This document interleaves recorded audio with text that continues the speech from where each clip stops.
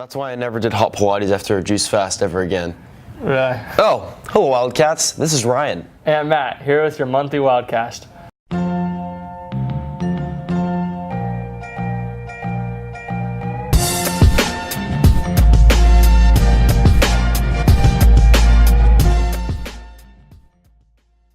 Kickoff dance was last Friday, so thanks for everyone who came out and showed their school spirit.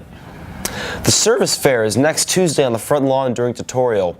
It showcases local service opportunities all around the area, so come and stop by if you want to look for some community service.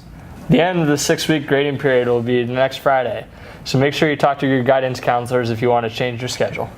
In 2 weeks, on October 6th and October 9th, there will be a 4-day weekend that LGHS is calling October Break, so don't show up to school.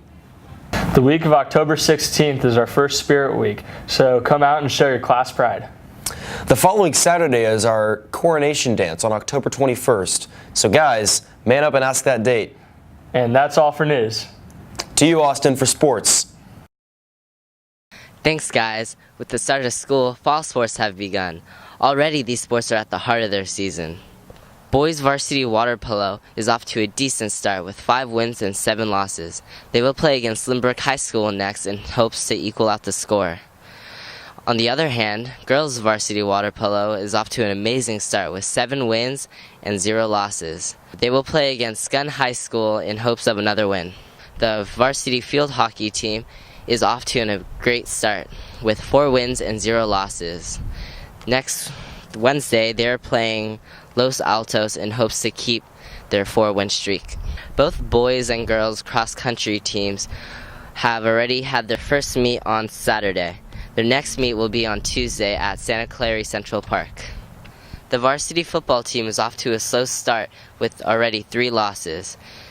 Their next game is at Wilcox on Friday. Come and show your school spirit. The girls varsity tennis team had their first match against Lynbrook. They are hoping for a consistent season and will play Homestead on Wednesday.